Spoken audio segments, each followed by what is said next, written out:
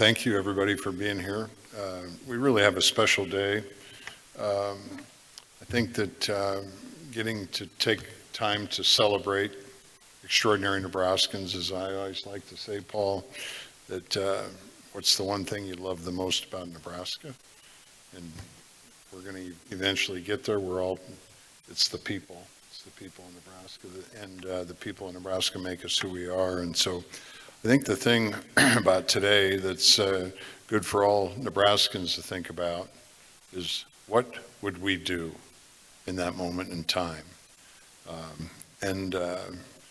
We all come across, many people come across moments of time where it defines their life.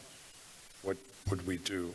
And it's a scenario quite honestly, most of us hope would never happen, that we'd never be called to an extraordinary moment that takes incredible courage, incredible bravery, and acts of incredible heroism. And today we're joined here with Paul, who, my view, extraordinary hero, and by all accounts, and I think Paul would say that he acted in a moment total instinctively to do good for mankind. Paul Contreras was with his family, big time Chiefs fans. Probably were in the suite with Taylor Swift, no? Well, not yet. You will be next year. And without thought, and who acted instinctively. Not one iota of thought for himself, instinctively to subdue a shooter. He's with his family and heard shots, saw somebody running in his direction and quickly knocked the soup out of him. I think you hit him harder than Jeff Hansen hit Billy Sims a long time ago. Your story made national news quickly and with good reason. His actions helped bring a quick resolution to a situation that could have been horrific. It's an incredible source of pride for all Nebraskans that you acted, and you're a Nebraskan. We're incredibly proud of you. The thing I love about Nebraska and the people in Nebraska is we answer the call to help each other no matter what the circumstances are. Don't have to know anybody, we jump to it. You answered it beyond the call that many of us could ever think of. So it's an incredible privilege for me to be here with Colonel Bolduc, our leader of the State Patrol, to also congratulate and recognize Paul. Colonel Bolduc. Thank you, sir. Thank you, Governor, Paul, Tony. Welcome. Today we're really here to honor a true hero. As many of you have heard the story already, Paul Contreras and his family were attending the Kansas City Chiefs victory rally back in February. At the end of the celebration, shots rang out in the crowd. Understandably, people scrambled for safety, not knowing exactly what was going on or where exactly the danger was coming from. It was during those chaotic moments that Paul took action. He remained calm and aware of his surroundings, and when the opportunity came to act, he didn't hesitate to tackle one of the suspected shooters. Along with the help of other bystanders, Paul helped hold the suspect down, while others guarded the firearm which was present at the scene. And they did so until law enforcement officers arrived. For his heroism, we are proud to present the Nebraska State Patrol Public Service Award to Paul Contreras, and it reads in part, the Nebraska State Patrol Public Service Award recognizes citizens who demonstrate significant accomplishments regarding public service.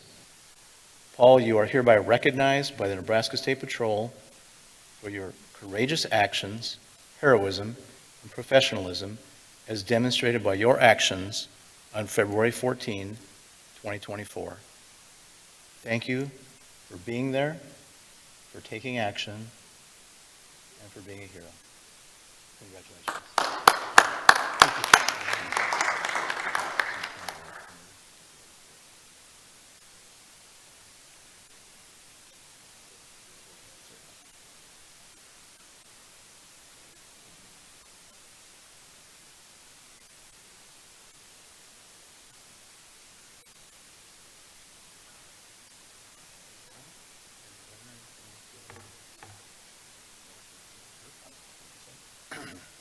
And Paul and Tony, it's really special. Nebraska State Patrol is the holy grail of safety and of training and understanding, and that this is just an extraordinary public service award. They don't get handed out very often. We're incredibly moved to be a part of it. The other thing as your governor that I get to do is to have the privilege to give admiralships out to the great Navy of Nebraska. So, Admiral to the great Navy of the state of Nebraska, to all of those who'll see and presents a greetings to Paul Contreras. So, Tony, that means you have to call Paul Admiral from now on. Congratulations. We're incredibly proud of you. Thank you.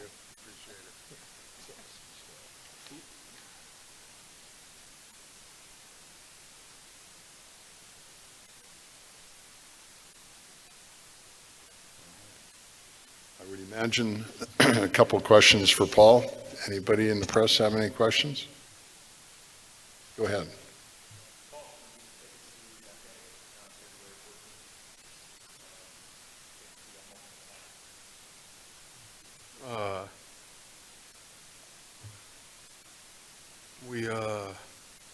Myself and I got 3 daughters, Angelica, Alyssa, Ava.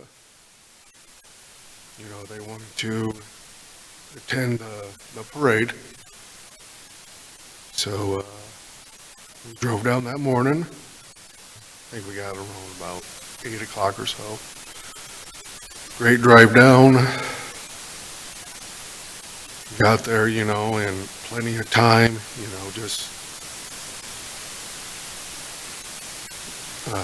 get a good spot, you know, hopefully you can, you know, kind of see the stage and whatnot, but there was, which we thought we were getting there at a very early time, but there was people like, must have been camped out overnight, because it was just crazy packed. So we got as best as we could to the stage, and, you know, just having a good time, you know, with my daughters, and, you know, getting some food to eat and some, you know, some sodas and this and that, and just relax and just hanging out, you know, just enjoying the whole atmosphere where we camped out. And we camped out there for a solid 4 hours, and then the parade finally came through and they came to the stage, and we couldn't really see. There was, like I said, there was a lot of people. So we were just mainly listening. And, you know, my daughters were trying to take the best pictures they could and this and that. And it came to the closing of the ceremony. And I told my daughters previously, I said, hey, when it's over, let's go. You know, we're not hanging around and this and that. I want to get back on the road, because we got a 2.5 hour drive back home. So the ceremony came to a closing, this and that, and I'm like, you know, okay, let's go, because we got like, not a long walk, but, you know, a little walk to go. Let's get going. And so we get walking toward the bridge, and right around the corner, and we're just walking, you know, this and that, and we hear what myself and my daughters assumed was fireworks, because, you know, we're at a celebration. So, you know, all right, there's fireworks. Cool. And within 30 seconds or so, here comes this person just running as fast as they can. And no sooner, here comes law enforcement everywhere, chasing that person. So I'm working with my daughters, I'm like, well, maybe that wasn't fireworks. So we kind of assumed, well, it was gunshots. Well, little be known, that's what it was. So they're chasing these 2 suspects toward the bridge. Well, they didn't know at the other end of the bridge, there was nothing but law enforcement. So they had to retract back, which they already caught one on the bridge. And the second one was coming our way. So everybody's going in this direction, and there's one guy going against the grain. And there's a gentleman over here off to my right just screaming, saying, stop this guy, tackle him, stop him. And no sooner I look to my left, I see, which I know now, Trey, tried to stop him. And somehow he slipped away from him, you know. And as soon as I seen that, and I'm right there, and I'm like, okay. I jumped on him, jumped on his back. As soon as I jumped on his back, I see a weapon immediately fall to the ground. Because when I hit him, my head's down. I see the weapon hit the ground. I'm like, okay. We rolled one time. I kept him face down. I kept him chest down. And I'm like, I already seen one weapon. He's wearing a big bulky jacket. I'm like, he could have made pockets in here to hold another weapon or something like that. I already seen him drop one. So no sooner I get him down, Trey gets on him. He's helping me hold him down. As much as we're fighting to keep him down, he's fighting to get up. You know, he's young. And we couldn't let him up because we just couldn't. So we kept him down. Law enforcement got there, took over, and I made sure as soon as I got up, I'm looking for my daughters because my two oldest daughters were to the right of me. And I'm like, where's my youngest one? And she was kind of over here huddled with other people, which is great. So I gathered them, you know, kind of looked around and this and that, and told my daughters, I said, let's go. You know, let's get out of here. It's you know, at that moment, I really didn't know what was really taking place. You know, it was just no time to think. It was just a reaction on my part and Trey's part. That's the other gentleman that helped out. So.